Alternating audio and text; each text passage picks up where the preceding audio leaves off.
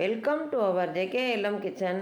நம்ம உடல் எடையை குறைத்து நம்மளுடைய உடம்பை ஆரோக்கியமாக வச்சுருக்கக்கூடிய கொள்ளு ரசப்பொடி எப்படி செய்யலான்னு பார்க்கலாம் வாங்க.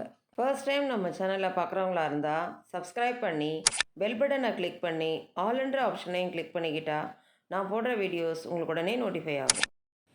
கொள்ளு ரசப்பொடி செய்ய பேன் சூடானதுக்கப்புறம் ஸ்டவ்வை லோ ஃப்ளேமில் வச்சுட்டு 75 கிராம் கொள்ளு ஆட் பண்ணிக்கலாம். அதோட 100 கிராம் மிளகு, 75 கிராம் சீரகம், 50 கிராம் தனியா, 20 காஞ்ச மிளகாய் எல்லாத்தையும் ஆட் பண்ணதுக்கப்புறம் ஸ்டவ்வை மீடியம் ஃப்ளேமில் வச்சுட்டு 2 நிமிஷம் ட்ரை ரோஸ்ட் பண்ணிக்கலாம்.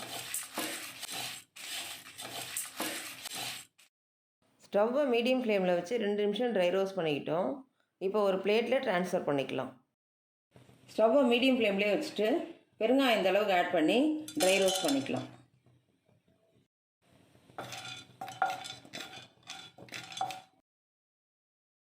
நம்ம பெருங்காயம் வறுக்கும் பொழுது இந்த அளவுக்கு பெருங்காயம் உடையிற அளவுக்கு நம்ம வறுத்துக்கணும். பெருங்காயம் வறுபட்டதுக்கப்புறம் அதே பிளேட்லேயே ட்ரான்ஸ்ஃபர் பண்ணிக்கலாம்.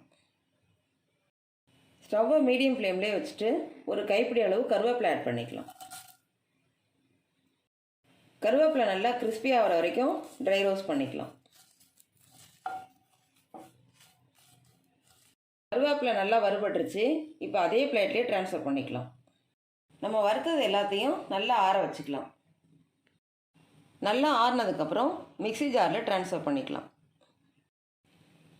நல்லா நைஸாக அரைச்சிக்கலாம். நல்லா இந்த அளவுக்கு நைஸாக அரைச்சிக்கிட்டோம்.